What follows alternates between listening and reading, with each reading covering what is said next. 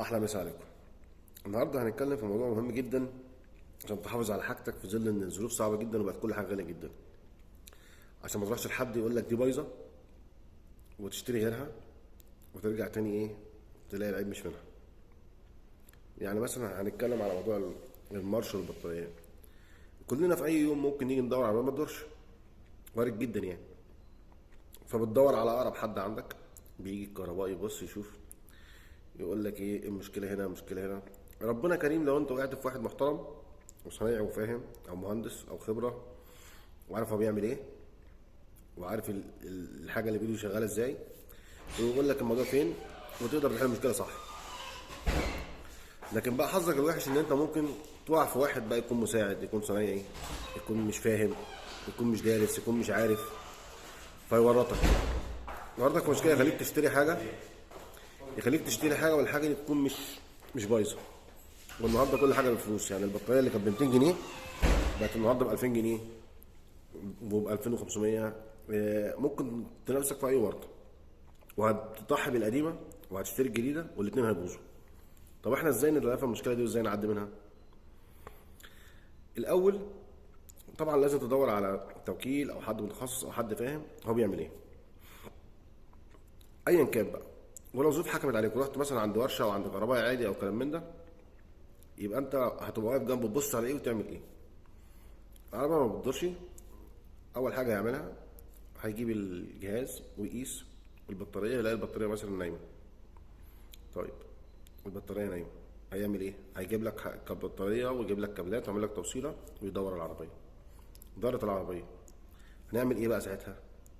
الجهاز اللي في ايده ده اسمه افومتر. ده بيقيس كذا حاجه احنا يهمنا منهم الفولت. والعربيه بتبقى شغاله 12 فولت طول ما فيها بطاريه واحده، اللي هي الاحتراق الداخلي، اللي هي بمحرك بنزين وديزل زي بتاعنا وغاز وكده. بيبقى فيها بطاريه واحده، البطاريه 12 فولت. تمام. طيب والفولت ده بيبقى بيتقاس بالافو. والافو فيه كذا نوع من الفولت، فيه اي سي وفيه دي سي. الاي سي بتاع البيت ملناش دعوه بيه، المعدات والعربيات واللو كرنت دايما كله دي سي. فهيحط الافو ويقيس البطاريه. المفروض ان هو لو العربيه دايره ويقيس البطاريه عايز يتاكد بتشحن ولا لا، هيلاقي الفولت طالع اكتر من 12، لان الدينامو بيشحن اكتر من 12، 13، 14، 14 ونص. ومالوش دعوه خالص انت دوست جاز او دوست بنزين ولا انت على الصناصير. طول ما انت على الصناصير او طول ما العربيه دايره، هي هتبقى في الرينج ده اكتر من 12 وتزيد. تمام. طول ما اكتر من 12، 13، 14، يبقى كده الدينامو بيشحن. طب لقيناها 12، يبقى الدينامو ما بيشحنش.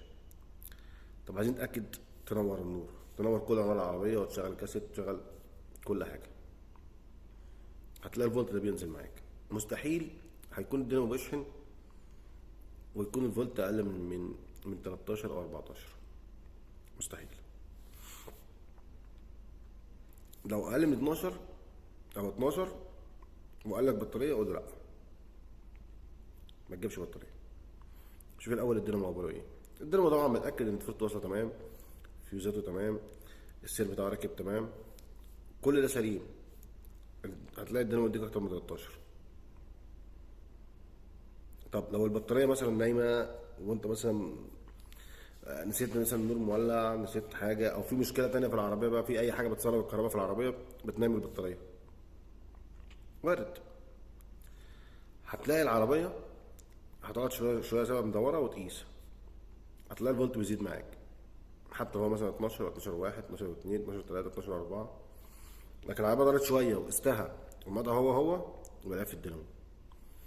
العربيه دارت شويه وقستها الفولت بيقل، يبقى في الدينامو. الفولت بيزيد، يبقى الدينامو سليم. تمام. يبقى بص على البطاريه. طيب وانت بعد ما تبص على البطاريه ولسه في مشكله، يبقى عندك مشكله في فلتر العربيه، حاجه بتنيم الكهرباء، حاجه بتسحب الكهرباء، في تسريب كهرباء في العربيه. بس ده موضوع بقى صعب جدا يعني هي القصه عاده يا اما مارش يا اما دينامو، ولما العربيه شغاله الدنيا شغاله معاك. فرجاء لو انت عند اي حد بيصين او كلام من ده، لازم تتاكد وتبص وعينك معاه وتبقى شايف هو بيقرا ايه وبيعمل ايه. ودايما حاول تفهم، يعني مش اي حاجه تقول لك تاخدها كده خلاص، لازم تفهم. لان النهارده البطاريه بقت بتمن، الدينامو بقى بتمن، العطله بقت بتمن، الونش بقى بتمن، المشوار بقى بتمن، انك تروح تجيب وتصلح وتروح وترجع وكلام من ده. كل حاجه النهارده بفلوس، فانت عشان تتفادى كل الكلام دوت تفهم. وبعدين النهارده الناس بقت بتاخد الموضوع سهل. ممكن تلاقي صنايعي مش موجود وصبي موجود، ممكن تلاقي واحد مش داري بالدنيا، ممكن ما بيعرفش يقرا، ممكن الابو بايظ اصلا، ممكن معهوش بطاريه، ممكن حاجات كتيره جدا يعني. وطبعا بعد كل ده بيخلص بتشيك على انت بالعربيه. تركب العربيه لمبه البطاريه تحت كونتاك ولمبه البطاريه مش منوره، اما تحت الكونتاك انت كده عندك مشكله كهرباء في العربيه اصلا. يعني مش شرط بقى يكون دينامو ولا البطاريه، لا، لو التابلو كله نور ربة البطاريه ما نورتش او تفتح كونتاك، انت عندك كده مشكله في العربيه. فتح الكونتاك ونورت، دورت العربيه ما طفتش، انت كده عندك مشكله شحن، يا دينامو يا بطاريه. لكن ما نورتش اصلا عندك مشكله كهرباء في العربيه في الضفيره. لان طبعا الضفيره برضو دي قصه، وفكتها مش سهله، والكشف عليها ومراجعتها مش سهله. تمام. احنا كده عرفنا امتى تكون بطاريه، امتى يكون دينامو، امتى يكون ضفيره. ولمبه العربيه احنا اتكلمنا قبل كده على اللمبات، هي الفيصل في الاخر. ما تمشيش من عنده، لو اللمبه لسه نهار اوعى تمشي من عنده، هتطفي بعد شويه والكلام ده لا. يفك لك التابلو يلعب فيه ويطفي لك اللمبه والكلام ده كله لا.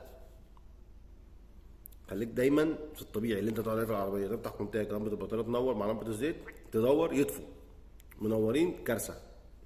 تمام. لان طبعا البطاريه لا قدر الله في اي وقت هتشتغل معاك لحد تفضى، انت بقيت في مشكله كبيره. اوكي. اتمنى تكونوا استفدتوا، ربنا يسترها ان شاء الله ويكون شر الناس والناصبين.